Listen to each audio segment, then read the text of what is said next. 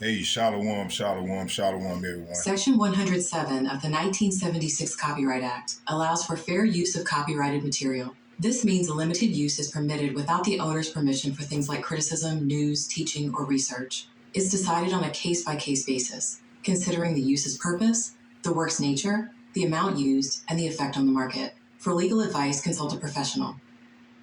Okay, fair use, fair use. I'm not getting paid for this, strictly for educational purpose.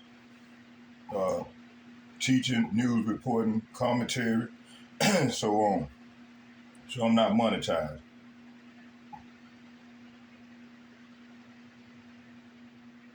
Feeding the flock of YAHAWAH. Immigration enforcement continue in Oregon and across the country.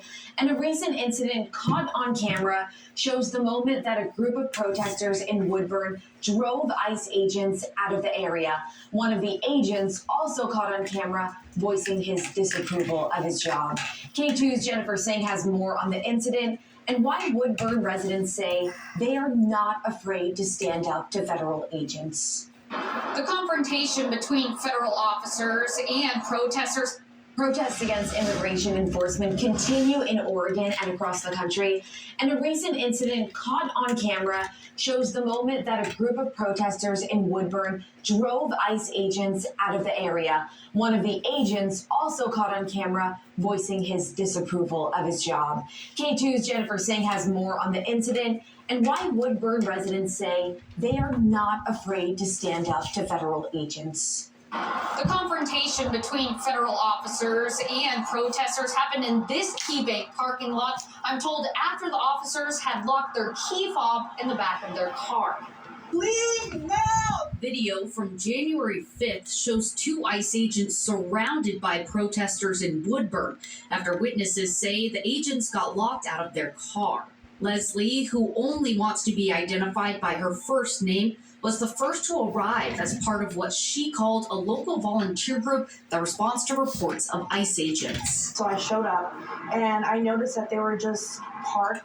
Car was off. It wasn't long, she says, before that crowd grew to around 60 people. So we start blowing our whistles, honking our horns, yelling that ICE is, in Woodburn. Hey, you know my format. Woodburn police even show up, monitoring the situation. The ICE agent facing protesters speaks in a surprisingly calm, even regretful tone about the situation. I get your fun of you guys. No! That sentiment still frustrating protesters who repeatedly cursed at the agent.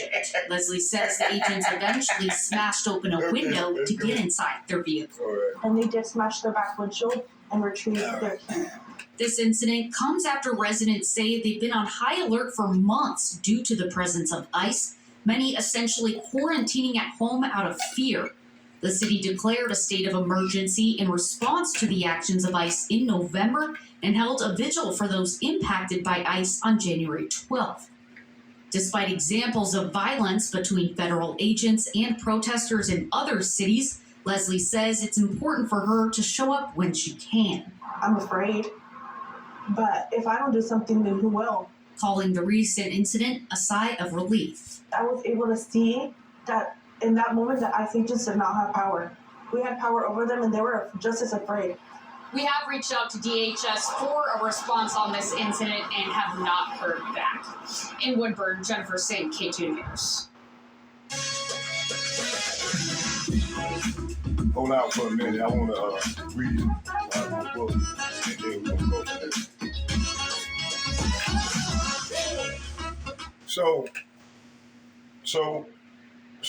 So what we seeing here is what we just saw this morning. What we seeing here, y'all. Another. What we seeing here is what we seeing here now is that the Lord is reversing these curses, man. Because our people waiting. That's how the prophet can tell that the Lord is answering our prayer. A lot of people that don't know the scriptures, but the Lord, He revealed His secrets to His servants, the prophets. So we see what's going on because we can see this thing vividly. So our people are waking up. This great awakening is touching these people that is intended to touch, and our people are waking up out of their sleep, that madness. we weren't set here to prosper in this place, man. We were set here for judgment, man. You know, for what we did to our Lord. Because we supposed to be the head, not the tail. Pursuing Deuteronomy chapter 28, verses 15, 1 through 15. You know, but we under these curses, so we had to serve rigorously slavery. That's Deuteronomy 15 and on down, which ain't no other nation been through what we done been through. So I wanted to go into this thing, and I'm going to read a chapter out of my book, The Valley of the Dry Bones, by the conditions that face so-called black people in America, and to that fact that to the Negro, Latinos, and Native American, and also the Spectre Bird. This is for you. This is talking about you as well. You all as well. So as we can see, these curses is coming on these people. Let's go back. Let's hear this here, and then I'm gonna pause it for a minute, and then we're gonna continue. Outright murder by federal officials. And let me just be clear. Those federal ICE officers are absolute cowards. I'm a Marine veteran standing here telling you to your face they are unprofessional, pathetic cowards. Because if a Marine, an 18-year-old Marine, did that in Iraq in the middle of a war zone, he would be court-martialed because it is murder. And you pathetic little cowards who have to wear face masks because you're so damn scared, couldn't even effectively wrestle a guy to the ground, so you needed to shoot him. This is why ICE needs to be prosecuted. Yeah, I voted to defund it, but ICE, you need to be prosecuted. And Director Lyons, who's running ICE right now, I hope you're hearing this from this Marine to you. You guys are criminal thugs. You need to be held accountable to the law if you think you can enforce it. And you need to be prosecuted right now. It's Ken Harbaugh with the Midas Touch Network. We need more of this kind of fire from our elected representatives. That was Seth Moulton, a congressman from Massachusetts and someone I've known for a long time. Seth was one of the first people years ago as a candidate to warn us about Donald Trump's Hitlerian ambitions. Seth has a reputation for saying things that are not poll-tested, and even though we don't always agree. So let's get Deuteronomy chapter 30, verse 7.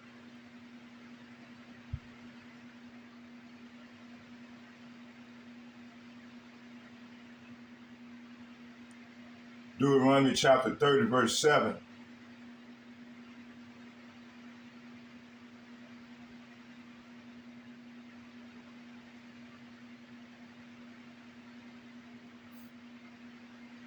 It reads, and YAHAWAH, Bahashem Yahawashi, thy power will put all these curses upon thy enemies and on them that hate thee, which persecute thee. So this is what we're seeing right now, man. You got Edomite on Edomite crime, you know? Man, our people waking up, they ain't going out there in them streets protesting no more, man, making their body a living sacrifice for these devils, for these elites, international banking families. They the root cause of this here. Them international, the Rothschild, the Rockefellers, the Oppenheimers.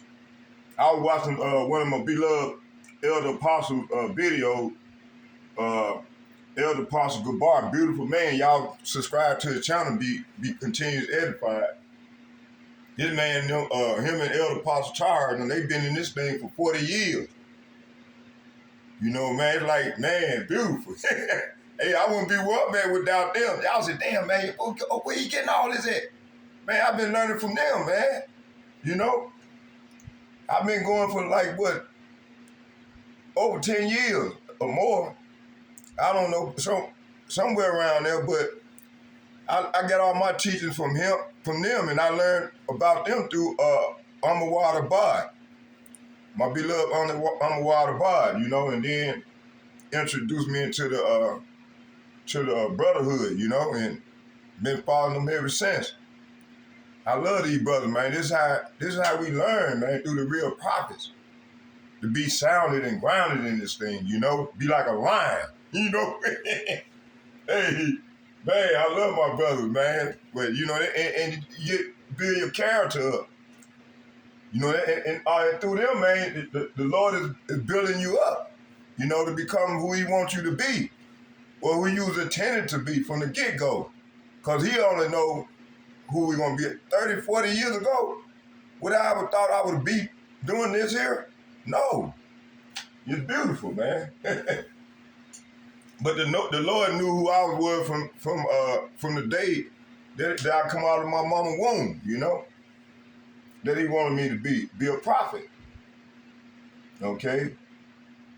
So what I want to do is let's go into this thing.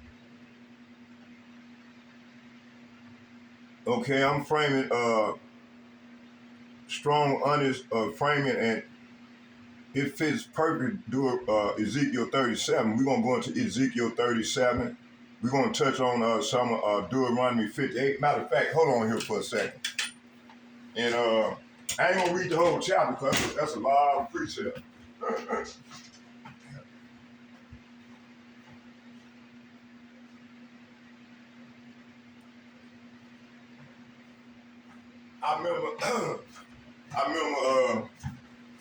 I remember when I think it was a couple years ago. Yeah, I think it was a couple years ago we had a Sabbath, and then I went into Deuteronomy 28. Man, I was full of that wine. Man, I think, man, I was going in, boy, but man, the Lord put me to sleep, boy. I was trying to get it in on the Sabbath night. It was one of the hot holy days, man. I was full of that wine, and I was sitting in my living room, getting it in, going in. Had my music playing. Man, we was getting it in. Boy, I was feeling good, boy. But anyway, let's go into Deuteronomy 28. We're gonna read some of these precepts. All right. I'm reading out of my hold on, I'm gonna show y'all. Let me get it here. So I got my precepts already, they already marked in this Bible here, you know. This is the one I'm reading out of right here.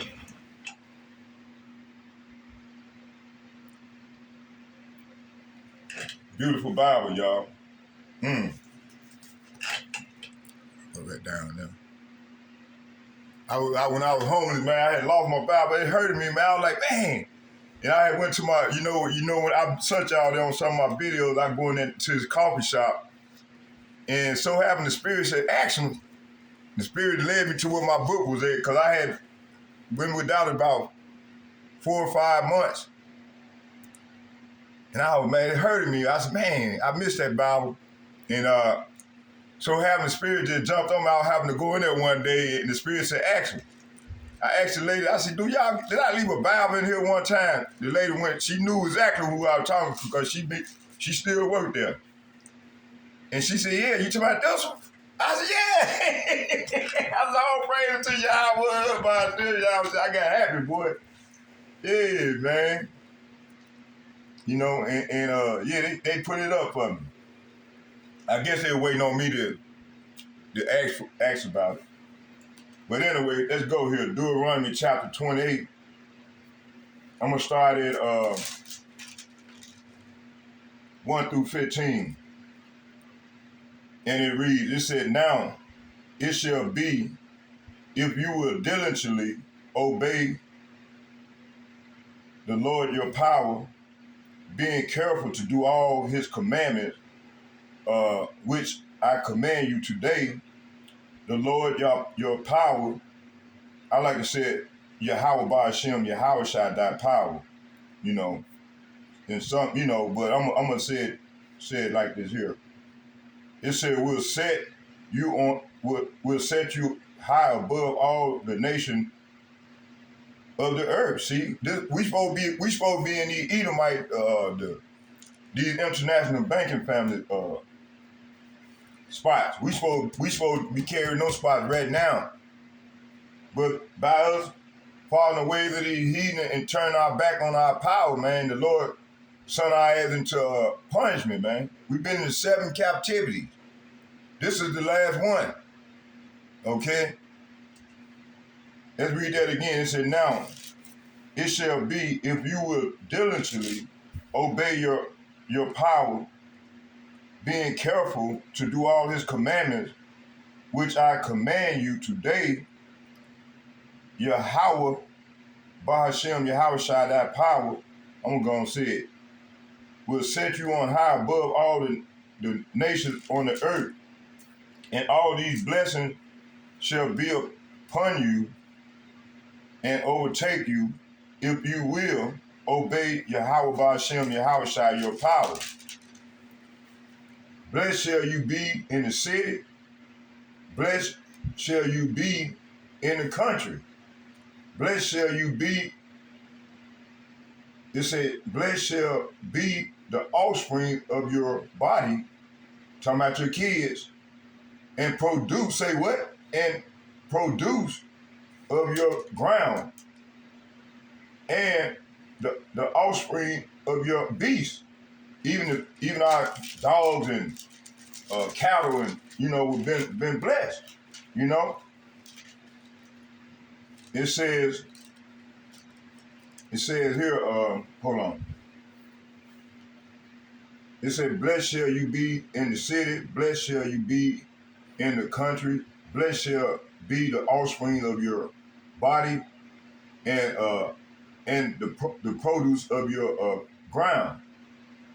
So the produce, I'm talking about fruit trees, everything would have been blessed. And the offspring of your beasts, the increase of your herd, and the young, it said, and the young in your flocks. Blessed shall be your basket and your kneading bowl, your netting bowl. Blessed shall you be when you come in. Blessed, it said, and blessed shall you be when you go out. Here go the precept that I want. It said, and Yahweh, Bahashem, Yahweh Shai, will cause your enemies who rise up against you be defeated before you. They shall come out against you one way and flee. Say what? And flee before you 7 ways. Okay? But by not keeping no ways, man, we got, this is the result. Man, these people been hanging us, and that's why I want to stop it. I want to go into this.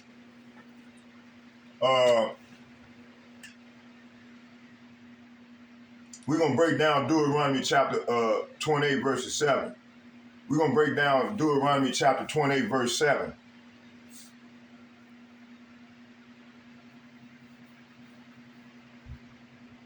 Okay, this verse here belongs to the blessing section before any curses are introduced. It establishes the original position Israel was supposed to occupy among nations. Victory over enemies is tied directly to obedience, not military side or strategy. This shows rulership, see, which the Lord finna get ready to set us up right now. Okay, that's why we got to be obedient to the Lord right now. He's moving in the earth. It said, this shows rulership in spiritual first, when manifest physically and politically. Understanding this verse is key because it's absent. It's absent. Proves why it's absent. Proves why captivity exists. Okay, let's get it again. It says Yahweh will cause thy enemy that rise up against thee to be smitten. Say what? To be smitten before thy face. They shall come out against thee one way and flee before thee 7 ways. So Deuteronomy 28, verse 7, Yahweh Bahashem, Yahweh Shai, shows Israel was meant to dominate, not be dominated. So enemies attacking Israel, which consists of the Negroes, the Latinos, and the Native Americans, were supposed to be the enemies attacking Israel were supposed to be confused, scattered. 7 ways fleeing represents complete defeat and loss of power. This blessing never described Israel in modern captivity. Instead of enemies fleeing, Israel has been pursued and oppressed. That reversal proved the blessings were removed and the curse activated. See, our current condition confirms disobedience, not divine favor in Babylon. See, hey, so we, this is slavery for us, man. We in slavery, mental slavery and physical slavery. But the only thing been removed from the physical part is the yoke of iron around our neck. Okay, but hey, still we still spiritually decapitated. You see, as a whole. But right now, a lot of our people waking up. The Lord is great. Through the Lord's grace, sending his real prophets out, setting them up to break the parable down and show our people who they are and the dire need to come out of it, to make haste to come back to the Lord before he destroyed his place. Okay? The Lord always send his prophets out before he take action to warn the people. Okay? Y'all bear with me here. All right, I'm back, y'all. So yeah, man, we in good shape now. The Lord is answering our prayer. The prophet, the hopefully elect prayer, man. Hey, this is a prayer right here, what I'm doing, man. Content teaching. This is being obedience to the Lord, man. That's why I've been telling the people on my page, man, y'all got to start doing the lesson, man. When I send y'all a breakdown, man, take it. It's already lined up. All you have to do is go and teach somebody. Read it to somebody. You want more, just call me. I'll send you more, And listen to the brotherhood. I had a brother come on and say, man, you take me off, man. You sending too much. What kind of shit is that? So the Lord done spewed him out of his mouth. When you say shit like that, man, the Lord is spewing you out of his mouth. He don't want you. You're going to be destroyed, you and your family on this side. Okay? All right, let's keep going.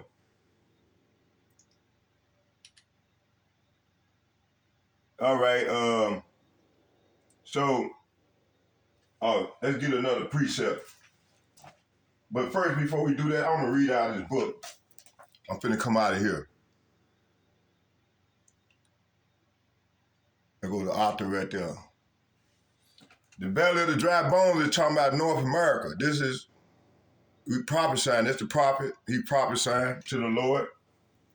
He's saying, Barakatah Yahawah, Barakatah Yahawah Shai, Barakatah Yahawah, Barakatah Yahawah Shai.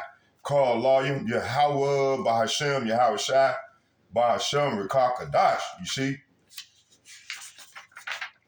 Okay, let's go into this thing. Economic and social and political problems of African or Afro-Americans. We would call Afro-Americans back then. The first chapter I'm going to read is the attitude of black customers toward black businesses. It said the lack of black businesses result in destruction of the black community. How so? Okay. It said, for many years I have analyzed and reflected on the profound problem of the black people in America and the problem of mankind in general. I believe that there are definitive reasons for the plight of the black people. I maintain that the sufferings of the black people did not happen by accident, but are the direct result of the violation of universal divine law, see? And until black people study and correct these violations, then and only then can we extricate ourselves from the cesspool of social destruction. He that does not learn from his mistakes is doomed to repeat them. I strongly advise the reader to read my first book titled From Babylon to Timbuktu. This book is a history of ancient black races, including the Black Hebrew Israelites. By reading my first book, the reader can acquire a background knowledge of many important points discussed in this. My second book, it behooves me to express my appreciation to the faculty of Gratz College, the Temple University, who taught me much, although it was the knowledge of my remote and recent ancestors and their affiliation with the Marcus Garvey movement that gave me the key to true understanding of Black history. Without this key to understanding, to establish an educational institution would have brainwashed me into a state of confusion and deception. Moreover, I want to express special thanks to the Black teachers and rabbis able Respits and my family. Okay, he's just going into some of the people that he was surrounded by that helped him. He said Loretta Joan wife, Mary uncle, Stanley Clark, brother Cole Windsor, and cousin Zipporah Clark for their patience and understanding. Beautiful. I wonder, is he still living? Okay, let's go on to it.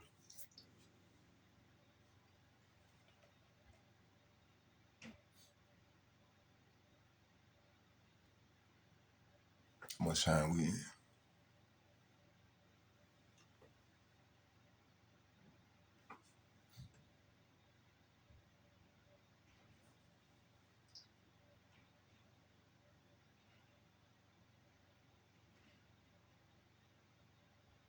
Okay, this is beautiful. I'm reading in right away. Okay, let's go into it. It said, what Winston is laying out here lies perfectly with what I had already established from Deuteronomy and Ezekiel, even if he doesn't frame it fully in covenant language yet. Okay, what he identifies first is economic collapse, like of Black-owned businesses. But he doesn't stop at surface level economics. He goes straight to attitude, mindset, and law.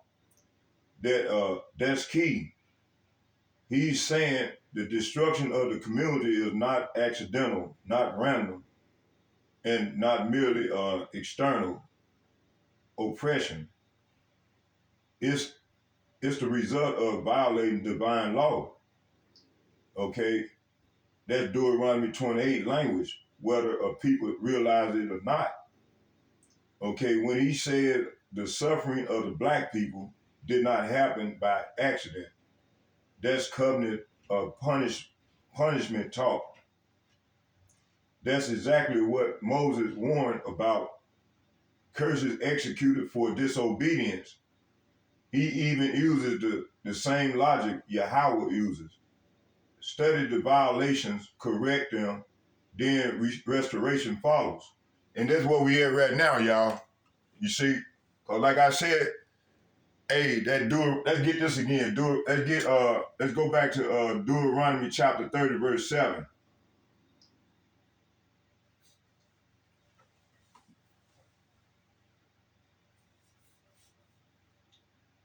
Okay, Deuteronomy chapter 30, verse 7. This verse speaks of time and not emotion or assumption. It comes after a repentance, remembrance, and awakening among the people. See, the curse do not disappear randomly. They are reassigned by YAHAWAH. See, this proves captivity was never permanent, but corrective. Awakening is the signal of reversal is approaching. See, so Deuteronomy chapter 30, verse 7, it say YAHAWAH, say what? YAHAWAH, Bahashem, YAHAWAH, thy power will put all these curses upon thy enemies, and on them that hate thee, say what? On them that hate thee, which persecute thee, see? So this verse confirmed the curse first rested on Israel. Enemies receiving curses mean a transfer, not cancellation. Persecution identifies who Israel was during captivity. Reversal only happens after awareness and turning back. This aligns with the people waking up, not prospering in Babylon. So we ain't gonna prosper here. We done tried this, man, for 500 years. Even in the worst circumstances, we done built cities. In our oppression, man, these damn devils, they go behind because they feel that we prospering. You know, some of our people were keeping the covenant, they were doing what they were supposed to do by the Lord, due to the Lord, and the Lord blessing them in the midst of our captivity. Like a Rosewood. Them people went in there and killed them people, man. Called Becky. Becky said she was raped by a black man. Man, them motherfucking them damn Edomites went in there, man, and killed families, man. So many people died back then, and they destroyed that city, man. Destroyed the whole fucking city. Look at Black Wall Street in Tulsa, Oklahoma. Same scenario. So if any person talking about trying to make it here, man, you a damn fool. Okay? Man, you need to be doing like us, prophesying toward the east. Barakatah Yahawah, Barakatah Yahawah Shai, Barakatah Yahawah, Barakatah Yahawah Shai. Call Allah Yahawah, Bahashem Yahawah Shai.